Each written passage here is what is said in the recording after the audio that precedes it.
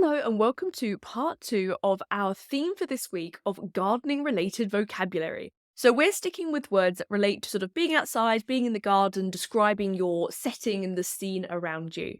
Now don't forget, if you haven't done so already, make sure you head back to video 1, catch up on those words, and then come join us for part 2. Otherwise, if you're watching this video, make sure as well as you go through, you're scribbling down the words, joining in by having a go at the sentences in the comments box, and we really look forward to seeing your replies and the ideas that you have of how to use these new words. But today, we're now going to dive into these 5 new words for you around the gardening theme. So let's go. Okay, so word number 1 is the verb to prune. So to prune is essentially a synonym for like to trim or to cut the plants around you. So for example, you could use this word in a sentence like this. It is essential to prune roses every year to ensure that they come back and bloom nicely in the summer.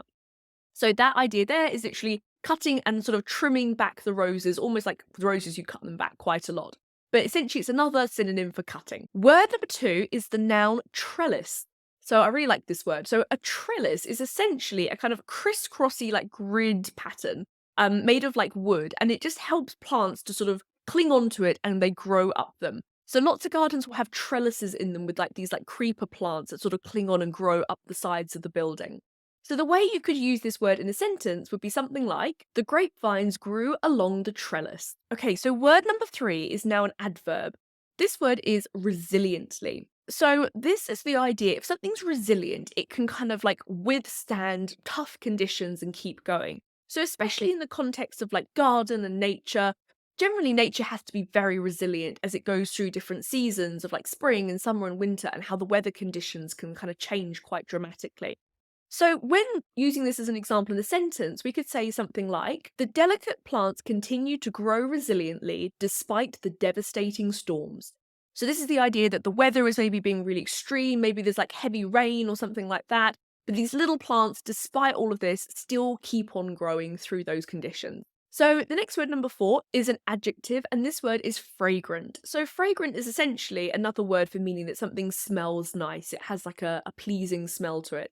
So, of course, this is great when we're talking about like gardening and nature and being outside. So if we wanted to use this in a sentence, we could say something like, the fragrant scent of lavender filled the air.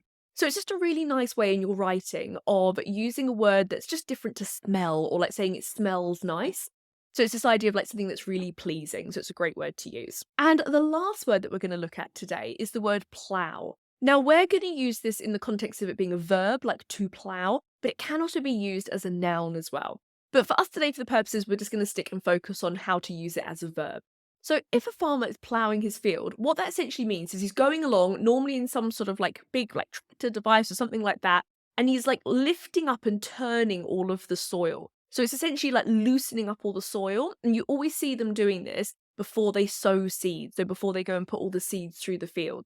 So to plough the field means to go through and like turn up all of the soil. So if you wanted to use it in a sentence, you could say something like, the farmer used a tractor to plough the fields to ensure it was ready for planting wheat. Okay, well done, good job. So well done for learning all of these new words, and well done for having a go if you've popped your sentences in the comments box. I'm really looking forward to coming back and seeing them soon.